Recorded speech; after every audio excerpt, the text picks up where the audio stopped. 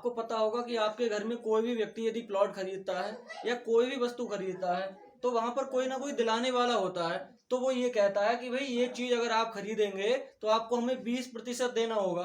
तो अब ये बात हमें कैलकुलेट करनी है कि भाई अगर वो जो भी पैसा मतलब हमें वहां देना है उसका 20% हमें उसे देना है। तो इस बात को जो पैसा देना होगा वह कितना देना होगा, कैलकुलेट कैसे करेंगे, इस बात को जानेंगे। समझें आप, हमारा पहला क्वेश्चन दिया है बच्चों 40 रुपए का 10% कितना होगा। हमारे पास 40 रुपए हैं और 10% हमें किसी को मतलब देना है या भाई हमें चाहिए, तो ये मतलब जो पैसा होगा वो कितना होगा 40 रुपए का। देखो कितना रुपए है हमारे पास बच्चों, 40 रुपए। लिख लेते हैं 40 रुपए, गुणा कर लेते हैं। अब 10% है बच्चों, जहां प्रतिशत की बात आती है, जहां प्रतिशत की बात करेंगे तो वहां कितना होता है 100 होता है। तो ये हुआ हमारा 10 और अपॉन कितना हुआ 100, 100। ठीक है, इस तरह से कर लेंगे। अब ये जो मतलब हमारा आकलन बना, कैलकुलेशन बनी, इसे हम क्या करेंगे, ड्राइव कर लेंगे। अब देखिए जो कट रहा है उसे काट देंगे।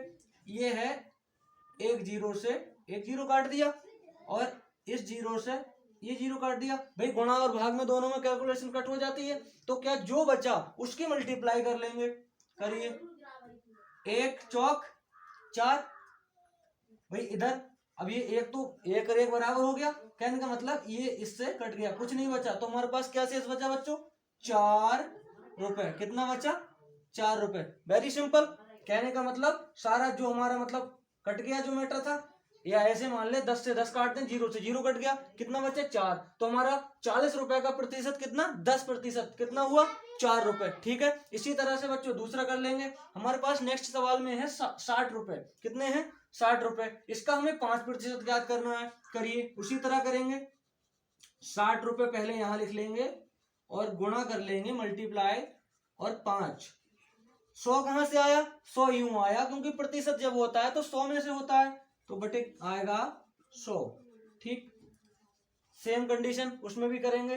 भाई 5, ये 0 है, इससे ये काट लेंगे। अब कितना बचा हमारा, 6 बचा। तो 6 बचा, 6 की गुणा कर लेंगे 5 से। 6 पंजे कितना हुआ 30, कितना 30। बटे में कितना बचा हमारे पास 10। भाई 10 रुपए ही तो बचा, ये 0 तो कट गया था, 10 थोड़ी ना कटा था। तो 30 बटे कितना हुआ, 6 पंजे 30 हुआ ना, तो 30 हो गया, बटे में 10 आ गया। अब क्या हुआ, इसे भाग में आ गया, भाग में संख्याएं कट जाती हैं एक दूसरे से। तो 10 एकम 10 और 10 तिया 30, कितना बचा बच्चों 3 रुपए। तो 60 रुपए का 5% कितना निकला, 3 रुपए। वेरी सिंपल है ना, समझ में आ रहा है। अब देखो 120 रुपए हमारे पास, कितना 120 रुपए गुणा, अब भाई इसमें हमें बहुत कम चाहिए, 2% चाहिए। चलिए कोई भी, 2% बटे प्रतिशत आएगा 100। अब देखो ये 0 से ये 0 कट जाएगा, 2 एकम 2 और 2 पंजे 10, कितना हुआ 2 पंजे 10, 5 आ गया। इधर गुणा कर लेते हैं, 12 एकम 12। भाई ये एक ही तो बचा ना, 12 एकम 12 कर लेंगे और बटे में कर लेंगे बच्चों 5। 5 से काटिए, कितना बचेगा, 5 से काटो। देखो भाई सिंपल तरीका से बता देते हैं आपको। ये हमारा क्या था, 12 था और 5 से हम कर लेंगे इसे भाग। अब 5 दूनी हमारा 10 होता है, पता है, 10 आ गया। बचा शेष हमारा 2, पॉइंट लगा लेंगे, 0 बढ़ा लेंगे, कितना हुआ 20 हो गया। 5 चौक कितना होता है बच्चों 20, 5 चौक कितना आया 20। Calculation is finished. कितना आया 2.4। यही हमारा होगा आंसर, 2.4 रुपए का आएगा, रुपए में आएगा।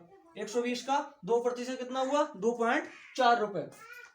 यहां तक किसी को कोई दिक्कत, अगर कोई सवाल आपको समझ में नहीं आता है या कोई इक्वेशन है या कोई वैल्यू है तो उसे आप कमेंट बॉक्स में कमेंट कीजिए, मैं उसे रिसेंटली आपको रिस्पॉन्स करूंगा। ठीक है।